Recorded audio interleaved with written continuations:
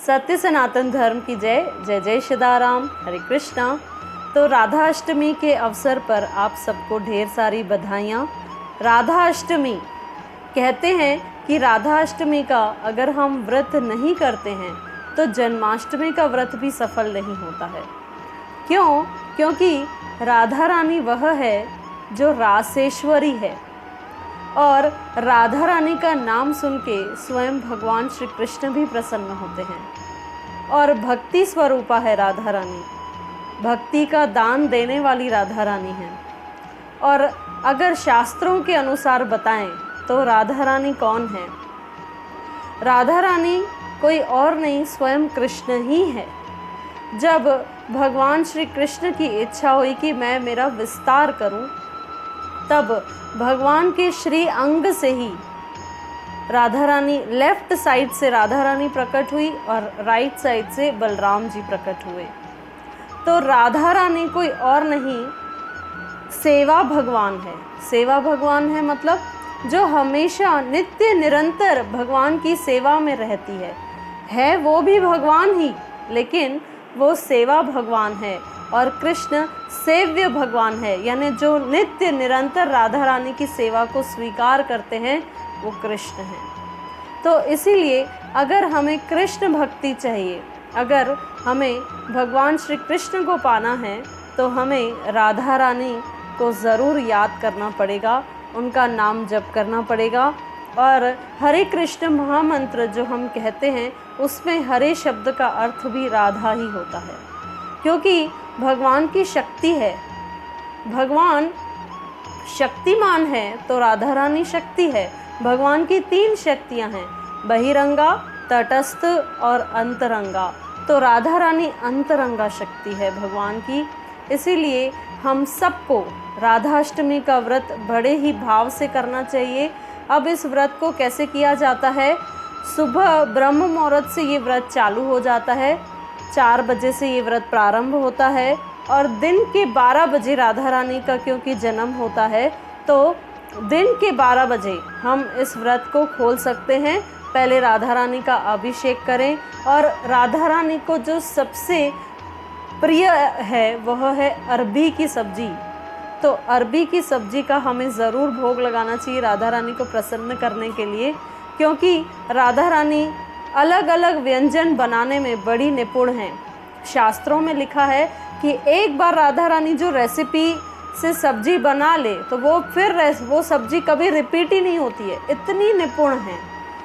तो राधा रानी को अरबी की सब्जी बहुत पसंद है। तो राधाष्टमी के दिन पहले ब्रह्म मुहूर्त में उठ के भगवान का नाम जप करें, उसके बाद राधा कृपा कटाक्ष या श्रवण करें या उसे स्वयं बोलें। उसके बाद राधा रानी का अभिषेक किया जाता है। उसके बाद हम 12 बजे भगवान को भोग लगा के अपना व्रत खोल सकते हैं। और व्रत को खोलने का क्या विधि है कि हमें कोई फलहारी नहीं खाना है, हमें जैसे नॉर्मल हम अन्न खाते हैं वैसे खाना है, लेकिन 12 बजे तक अन्न वर्जित है। हम बिना पानी के या पानी पर या फिर लिक्विड और फल पर हम इस व्रत को रख सकते हैं, लेकिन अन्न वर्जित होता है। तो इसीलिए हम सबको आइए इस राधाष्टमी का व्रत हम बड़े ही श्रद्धा भाव से करें। दूसरी बात, राधा रानी के जन्म की थोड़ी सी हम कथा सुनाएं आपको। तो राधा रानी वैसे तो उनका जन्म नहीं हुआ है, वो प्रकट हुई हैं यमुना नदी में। कमल के ऊपर लाली के स्वरूप में राधा रानी प्रकट हुई हैं।